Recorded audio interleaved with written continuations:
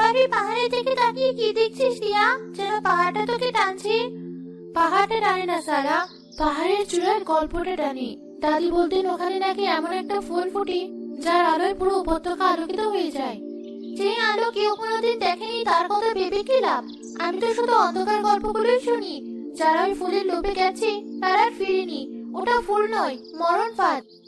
সবাই লোভের কথা বলে, কিন্তু দাদি বলতেন ওটা আসলে লোভীদের পরীক্ষা।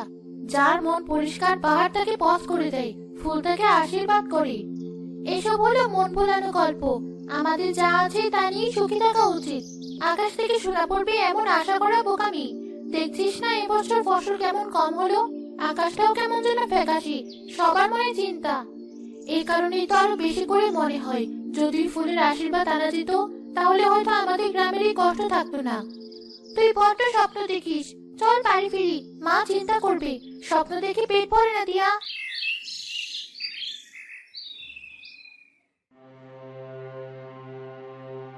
প্রধান মশাই, এই বছর তো না খেয়ে মরতে হবে। নদীর পানিও কেমন ঘোলা হয়ে আসছে। আমি নিজেও খুব চিন্তিত। প্রকৃতির এই রূপ আমি আগে কখনো দেখিনি। মনে হচ্ছে যেন কোনো অভিশাপ আমাদের দিকে ধেয়ে আসছে। অভিশাপ নয়, ওটা হলো হুঁশিয়ারি। কে আপনি? আপনাকে তো আগে এই গ্রামে দেখিনি। আমার নাম সালমা, আমি একজন পথিক। বহু দেশ ঘুরে বহু জ্ঞান অর্জন করেছি। তোমাদের গ্রামের আকাশে যে সংকটের ছায়া দেখছি তা দূর করার উপায় হয়তো আমার জানা আছে। কি উপায়? আপনি কি আমাদের সাহায্য করতে পারবেন? তোমাদের এই সংকটের উৎস হলো ওই শঙ্করাজ পাহাড়। পাহাড়ের আত্মা তোমাদের উপর রুষ্ট হয়েছেন, তাই প্রকৃতি তার রূপ বদলাচ্ছে। তাকে শান্ত করতে না পারলে এই সবুজ গ্রাম মরুভূমিতে পরিণত হবে। শঙ্করাজ পাহাড়? কিন্তু আমরা তো পাহাড়ের কোনো ক্ষতি করিনি। কে তুমি মেয়ে? তোমার কণ্ঠস্বরে ভয় নেই, আছে প্রশ্ন। তোমার চোখ দুটোও দেখছি তারার মতো উজ্জ্বল। আমার নাম দিয়া। দিয়া? নামের মতোই আলো আছে তোমার মধ্যে। শোনো, পাহাড়ের আত্মা কোনো ব্যক্তির উপর রুষ্ট হননি, তিনি সময়ের নিয়মে রুষ্ট হয়েছেন। তাকে শান্ত করার একটাই উপায় আছে। এসে উপায় দয়া করে বলুন। আমরা আমাদের গ্রামকে বাঁচাতে যে কোনো কিছু করতে প্রস্তুত। পাহাড়ের সর্বোচ্চ চূড়ায় একটা পরিষ্কার স্বচ্ছ হ্রদের মাঝে একটা আশ্চর্য ফুল ফোটে, শঙ্করাজের ফুল। সেই ফুল এনে এই গ্রামের মাটিতে স্থাপন করতে হবে। ফুলের শক্তিতে পাহাড়ের ক্রোধ শান্ত করবে। কিন্তু ওই পাহাড়ে তো কেউ গিয়ে ফিরে আসে না। আপনি কি আমাদের গ্রামের কাউকে মৃত্যুর মুখে ঠেলে দিতে চাইছেন? ভয় আর সংশয় কেবল তাদেরই হয় যাদের বিশ্বাস দুর্বল। আমি তো বলিনি যে কাউকে মৃত্যুর মুখে যেতে হবে। এই কাজ কেবল সেই করতে পারবে যার হৃদয় কাচের মতো স্বচ্ছ, যার মনে কোনো লোভ নেই আর যার সাহস অটুট। আমাদের গ্রামে এমন কে আছে? আমার জ্ঞান বলছে এই মেয়েটির মধ্যে সেই গুণ আছে। এর আত্মা নিষ্পাপ, পাহাড়ের পথ আটকাতে পারবে না। কিন্তু আমি তো। তুমি পারবে দিয়া। এই গ্রামের মানুষের ভাগ্য এখন তোমার হাতে। তুমি কি তোমার গ্রামবাসীর জন্য এই ঝুঁকি নিতে প্রস্তুত নও? দিয়া, না, এই মহিলার কথা বিশ্বাস করিস না। সে তোকে বিপদে ফেলতে চাইছে। এটা কোনো ষড়যন্ত্র হতে পারে। সারা, শান্ত হও। উনি আমাদের ভালোর কথাই বলছেন। দিয়া মা, তোমার উপর কোনো জোর নেই। যদি তোমার মন সায় দেয়। যদি আমার একার চেষ্টায় পুরো গ্রাম বেঁচে যায় তাহলে আমি ঝুঁকি নিতে প্রস্তুত। আমি যাব শঙ্করাজ পাহাড়ে। আমি জানতাম তোমার মধ্যে আছে গ্রামের রক্ষা কবচ। এই নাও আমার এই স্বচ্ছ পাথরের মালা। এটা কোনো সাধারণ মালা নয়, এটা তোমাকে পথের দিশা দেখাবে, বিপদ থেকে রক্ষা করবে আর তোমার সাহসকে দ্বিগুণ করবে। টিয়া, শেষবারের মতো বলছি, যাস না। আমার মন বলছে কিছু একটা ভুল হচ্ছে। আমার উপর বিশ্বাস রাখ সারা, আমি খুব তাড়াতাড়ি ফিরে আসব আমাদের গ্রামের জন্য নতুন সকাল নিয়ে। পথটা কি ভীষণ নির্জন, পাতা পড়ার শব্দেও চমকে উঠছি। সালমা বুড়ি বলেছেন এই মালা আমাকে পথ দেখাবে, কিন্তু আমার তো সবকিছু গোলক ধাঁধার মতো লাগছে। ডান দিকে যাবো নাকি বাঁ দিকে? হঠাৎ সামনে এক রহস্যময় বৃদ্ধা এসে দাঁড়ায়। তার চুল ধবধবে সাদা, হাতে একটি অদ্ভুত নকশার লাঠি। পথ হারিয়েছো কন্যা, নাকি নিজেকেই হারিয়ে ফেলেছো? আপনি কি এখানে একা একা কি করছেন? আমি এই পাহাড়ের প্রহরী। আমি তাদেরই পথ দেখাই যারা পথ খুঁজতে আসে। কিন্তু তুমি তো অন্যের দেখানো পথে চলছো, তাই না? আমি শঙ্করাজের ফুল আনতে এসেছি। আমাদের গ্রামকে বাঁচাতে হবে। বাঁচাতে নাকি কারো লোভের সামগ্রী হতে? যে তোমাকে পাঠিয়েছে সে কি তোমাকে ফুলের কথা বলেছে নাকি ক্ষমতার কথা বলেছে? আমি আপনার কথা বুঝতে পারছি না। তিনি গ্রামের মঙ্গলের জন্যই আমাকে পাঠিয়েছেন। মঙ্গল কার? যে ফুল সবার জন্য, তা যদি একজন অধীন করতে চায় তবে তা মঙ্গলের বদলে অমঙ্গল ডেকে আনে। শঙ্খরাজের ফুল কোনো জড় বস্তু নয়, ওটা হলো আত্মার পরীক্ষা। যার মনে যতটুকু লোভ, ফুল তার সামনে ততটাই ভয়ঙ্কর রূপ ধরে। আর যার মন নির্মল তার কাছে ফুল আশীর্বাদ হয়ে ধরা দেয়, যেমন তোমার গলার মালা। কিন্তু এই মালা তো আমাকে রক্ষা করবে। যা তোমাকে বেঁধে রাখে তা রক্ষা করে কিভাবে? ওটা রক্ষা কবচ নাকি শিকল? চোখ দিয়ে যা দেখছো তা বিশ্বাস করো না, অন্তর দিয়ে অনুভব করো। তোমার প্রথম পরীক্ষা সামনে, ওই কুয়াশার নদী। নদী পার হওয়ার কোনো নৌকা বা সেতু নেই, একটাই পথ আছে, ধৈর্য। যখন দেখবে তিনটি তারা ঠিক মাথার উপর এক সরল রেখা এসেছে, তখন কয়েক মুহূর্তের জন্য পথ তৈরি হবে। তার আগে এক পা এগোলেই চিরতরে তলিয়ে যাবে। তিনটি তারা? কিন্তু এখন তো দিনের বেলা। সময় তার নিয়মেই চলে। যার চোখে সত্য দেখার ক্ষমতা আছে সে দিনের বেলাতেও তারা দেখতে পায়। নিজের উপর বিশ্বাস রাখো, ধার করা বিশ্বাসের উপর নয়। জোহরা ধীরে ধীরে জঙ্গলের গভীরে মিলিয়ে যায়। কি অদ্ভুত কথা বলে গেলেন। কিন্তু সালমা বুড়ির উপর আমার পূর্ণ বিশ্বাস আছে। তিনি নিশ্চয়ই খারাপ কিছু চাইবেন না।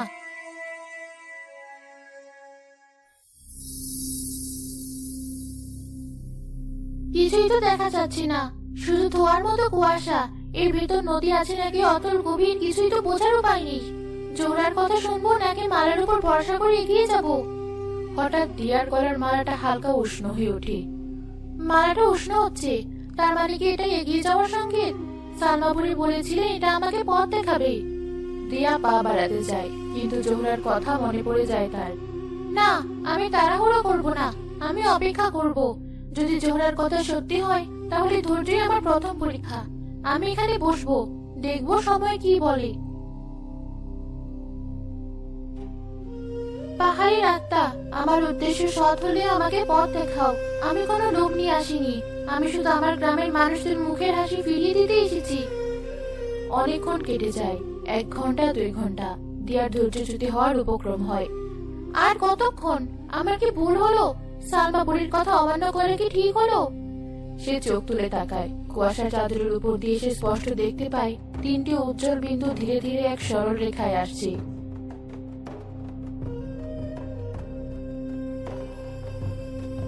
তারা? দিনের বেলাতেও তারা দেখা যাচ্ছে। জোহরা ঠিকই বলেছিলেন।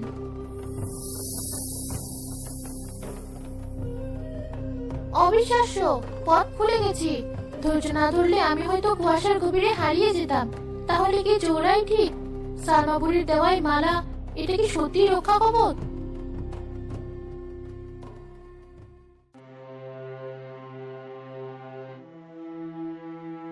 দিয়া মেয়েটা সেই যে গেল, এখনো ফিরলো না। ওর জন্য খুব চিন্তা হচ্ছে। ওর সাহস আছে, আর সালমা বুড়ি ওর সাথে রক্ষা কবচ দিয়েছেন। ও ঠিক ফিরে আসবে। ওটা রক্ষা কবচ নাকি ফাঁদটা কে জানি। আপনাদের সবাইকে মাথা খারাপ হয়ে গেছে। একজন অচেনা মহিলার কথায় গ্রামের সবচেয়ে সরল মেয়েটাকে আপনারা মৃত্যুর মুখে ফেলে দিলেন। মুখ সামলে কথা বলো সারা। তুমি কি চাও না যে আমাদের গ্রাম বেঁচে উঠুক? আমি চাই, কিন্তু এভাবে অন্ধবিশ্বাসের উপর ভর করে নয়। ওই সালমা নামের মহিলাটা এখানে আসার পর থেকে আমার সবকিছু কেমন গোলমেলে লাগছে। সে আসার আগে তো আমরা পাহাড় নিয়ে তো ভাবিনি। সংশয়বাদীরা সবসময় ভালোর মধ্যে মন্দ খুঁজে বেড়ায়। তোমার বান্ধবী তার জীবনের ঝুঁকি নিয়ে গ্রামকে বাঁচাতে গেছে, আর তুমি এখানে দাঁড়িয়ে তার উদ্দেশ্যকে অপমান করছো। আমি ওর উদ্দেশ্যকে অপমান করছি না, আপনার উদ্দেশ্য নিয়ে আমার সন্দেহ আছে। আপনি কি? কোথা থেকে এসেছেন? কেন আপনি দিয়াকে বেছে নিলেন? আমি তাকেই বেছে নিয়েছি যার আত্মা নিষ্পাপ।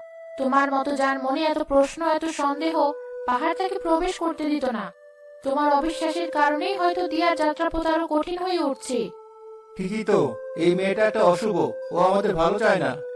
দিয়া ফিরে না এলে এর দায় কিন্তু তোমাকে নিতে হবে সারা। আমি শুধু আমার বন্ধুকে বাঁচাতে চেয়েছিলাম, আপনারা কেউই বুঝতে পারছেন না, কেউই না। বোকা মেয়ে, তোর বান্ধবী এখন আমার হাতের পুতুল। সে আমাকে সেই ফুলের কাছে নিয়ে যাচ্ছে, যা আমাকে অসীম ক্ষমতার অধিকারী করবে। আর তোরা সবাই এখানে বসে আমারই জয়গান গাইবি।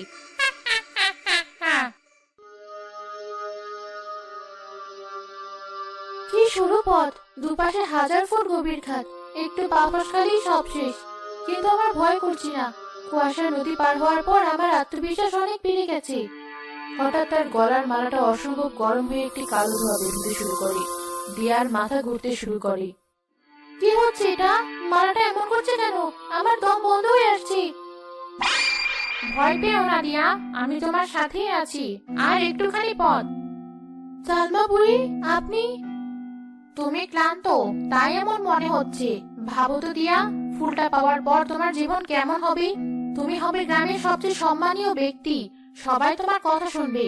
গ্রাম প্রধানও তোমার পরামর্শ ছাড়া কোনো কাজ করবে না। তুমি যা চাইবে তাই পাবে। সম্মান? আমি তো শুধু সবার ভালো করতে চেয়েছি। ভালো তো হবেই, কিন্তু ক্ষমতা ছাড়া কি কারো ভালো করা যায়?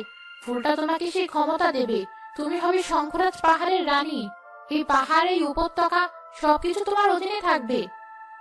রানী? না, আমার এসব কিছুই চাই না। আমার লোভ নেই। লোভ নয়, এটা তোমার প্রাপ্য। তুমি ঝুঁকি নিয়েছো, তাই পুরস্কারও তোমারই হওয়া উচিত। গ্রামের ওই বোকা লোকগুলোর জন্য তুমি নিজের জীবন নষ্ট করবে কেন? ওরা তো সারার মতো তোমাকে নিয়েও সন্দেহ করতে পারে। ফুলটা পেলে তুমি ওদের দেখিয়ে দিতে পারবে তুমি কি। সারা? না, ও আমাকে নিয়ে সন্দেহ করে না। ও আমার জন্য চিন্তা করে। আপনি মিথ্যা বলছেন। আপনি আমাকে লোভী বানানোর চেষ্টা করছেন। দিয়া মালাটা গলা থেকে খুলে ফেলার চেষ্টা করে, কিন্তু মালাটা তার গলায় আরো শক্ত করে চেপে বসে। আমি এটা খুলতে পারছি না। এটা আমাকে কষ্ট দিচ্ছে। তুমি আমার জাদুর বাঁধন থেকে পালাতে পারবে না। তুমি এখন আমার ইচ্ছার অধীন। চুপচাপ এগিয়ে চলো, আর ফুলটা আমার জন্য নিয়ে এসো। ঠিক সেই মুহূর্তে গিরিপথের অন্য প্রান্তে জোহরা আবির্ভূত হয়। দেখলে তো কন্যা, শিকল নিজের রূপ প্রকাশ করেছে। এবার বিশ্বাস হলো ধার করার শক্তি কতটা ভয়ঙ্কর হতে পারে। আপনি আমাকে বাঁচান। এই কণ্ঠ আমাকে শেষ করে দিচ্ছে। আমার মনকে বিষিয়ে দিচ্ছে। তোমাকে বাঁচানোর শক্তি তোমার ভেতরেই আছে দিয়া। বাইরের কোনো শক্তি তোমাকে সাহায্য করতে পারবে না। নিজের মনকে প্রশ্ন করো, কেন তুমি এখানে এসেছো? তোমার আসল উদ্দেশ্য কি ছিল? আমি আমার গ্রামের জন্য এসেছি। আমি তাদের মুখে হাসি দেখতে চাই। আমি ক্ষমতার কাঙাল নই। তাহলে সেই সত্যকে আঁকড়ে ধরো। তোমার ভেতরে সততার আলো দিয়ে এই মিথ্যার অন্ধকারকে দূর করে দাও। মনে রেখো, সবচেয়ে শক্তিশালী জাদু হলো নির্মল ইচ্ছা। তোমার ইচ্ছা যদি পবিত্র হয়, কোনো জাদুর শিকল তোমাকে বেঁধে রাখতে পারবে না। আমার ইচ্ছা পবিত্র, আমার মন নির্মল। আমি কোনো লোভের বশবর্তী হব না। আমি তোমার জাদু মানি না। আমার সত্য আমার সবচেয়ে বড় শক্তি।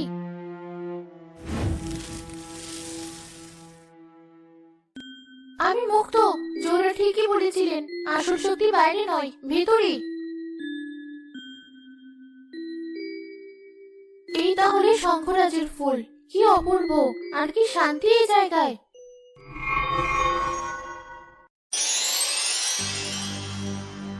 অনেক ধন্যবাদ বোকামি, আমাকে ঠিক জায়গায় পৌঁছে দেওয়ার জন্য। তোর মতো নিষ্পাপ বাহন না পেলে আমি কোনোদিন এই চূড়ায় পৌঁছাতে পারতাম না। তুমি? তাহলে তুমি সেই দুষ্ট জাদুকরি। তুমি আমাদের সবাইকে প্রতারণা করেছো। প্রতারণা নয়, বুদ্ধির প্রয়োগ। তোদের মতো আবেগপ্রবণ মানুষদের বোকা বানানো সবচেয়ে সহজ কাজ। এখন ভালো মেয়ের মতো ফুলটা তুলে আমার হাতে দে। আমি তোমার কোনো কথা শুনবো না। এই ফুল তোমার মতো লোভী আর মিথ্যুকের ছোঁয়া পাওয়ার যোগ্য নয়। তোর এত সাহস! তুই একটা সাধারণ কিশোরী হয়ে আমাকে আটকানোর স্বপ্ন দেখছিস? আমি এক ফুঁয়ে তোকে উড়িয়ে দিতে পারি। সালমা দিয়ার দিকে একটি কালো জাদুর রশ্মি নিক্ষেপ করে, কিন্তু ফুলের নীল আভা থেকে একটি অদৃশ্য সুরক্ষা বলয় তৈরি হয়ে যায়, যা সালমার জাদুকে প্রতিহত করে। অসম্ভব! এটা কি করে হলো? ফুলের শক্তি তোকে রক্ষা করছে কেন? কারণ দিয়ার মনে কোনো লোভ নেই সালমা। শঙ্খরাজের ফুল কেবল তাকেই রক্ষা করে যে তার পবিত্রতাকে সম্মান করে। তুমি এই ফুলের শক্তি চেয়েছো, কিন্তু এর শর্ত কোনোদিন বোঝার চেষ্টা করোনি।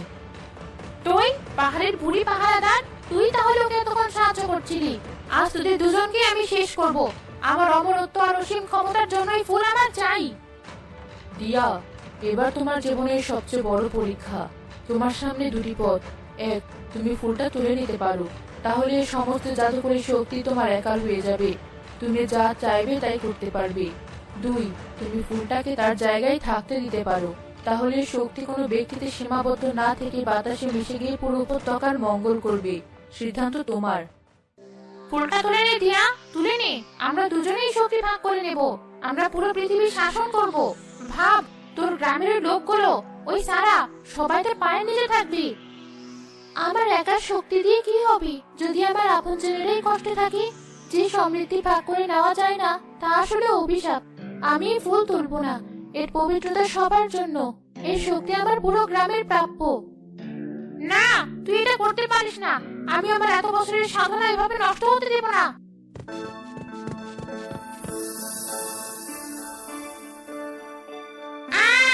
এই আলো, আমার শরীর পুড়ে যাচ্ছে, আমার জাদু উড়ে যাচ্ছে, আমার শক্তি না। ফুলের শক্তিতে সালমার শরীর ধীরে ধীরে কালো পাথরে পরিণত হতে শুরু করে। তার লোভী মুখটা যন্ত্রণায় বিকৃত হয়ে যায়। দেখলে তো দিয়া, লোভ নিজেই নিজের কবর খুঁড়ে। তুমি আজ প্রমাণ করলে নিঃস্বার্থ ভালোবাসার চেয়ে বড় কোনো জাদু পৃথিবীতে নেই। তাহলে আমি কি এখন খালি হাতে গ্রামে ফিরে যাব? তুমি খালি হাতে যাচ্ছ না, তুমি এমন এক সত্য নিয়ে যাচ্ছ যা হাজারটা জাদুকরী ফুলের চেয়েও দামি। দিয়া দেখতে পায় ফুল থেকে সোনালি রেণু বের হয়ে বাতাসের সাথে মিশে ধীরে ধীরে নিজের গ্রামের দিকে ছড়িয়ে পড়ছে। এই হলো শঙ্খরাজের আসল শক্তি, যা কোনোদিন শেষ হবে না, কারণ তুমি লোভকে জয় করেছো। এবার ফিরে যাও, তোমার গ্রাম তোমার জন্য অপেক্ষা করছে। টিয়া, তুই বেঁচে আছিস? আমি তোকে আর কোনোদিন দেখতে পাবো না ভেবেছিলাম। আমি তোকে বলেছিলাম না ফিরে আসবো। তুই এত কাঁদছিস কেন? আমি তোর সাথে খুব খারাপ ব্যবহার করেছি। আমি তোকে বিশ্বাস করিনি। আমি ওই ডাইনির কথায় গ্রামবাসীদের সামনে আমাকে ক্ষমা করে দিয়ে দিয়া। তুই কোনো ভুল করিসনি। তুই যা করেছিস আমার ভালোর জন্যই করেছিস। তোর সন্দেহটাই ঠিক ছিল। ওই সালমা একজন জাদু করেছিল। তাহলে ফুল, গ্রামের বিপদ সবই ছিল ওর বানানো নাটক। কিন্তু নাটকের জন্যই আমি এক বড় সত্যি জানতে পারলাম। চল, সবাইকে বলতে হবে।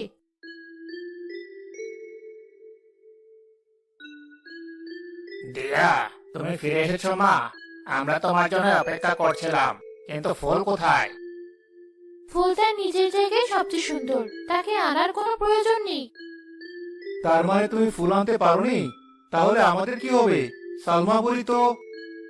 কোনো সালমা পুরি নেই। সে ছিল এক প্রতারক জাদুকরী। সে তার নিজের লোভের আগুনে নিজেই পুড়ে গেছে। আমাদের গ্রামের উপর কোনো বিপদ ছিল না, আর এখনো নেই। দিয়া পুরো ঘটনা গ্রামবাসীদের খুলে বলে। সবাই স্তব্ধ হয়ে শুনতে থাকে।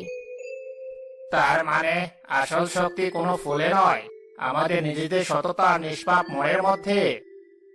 হ্যাঁ, শঙ্খরাজের ফুল অভিশপ্ত নয়। ওটা হলো সততা আর শক্তির প্রতীক। কিন্তু সেই শক্তি কেবল তারাই অনুভব করতে পারে যারা নিঃস্বার্থ।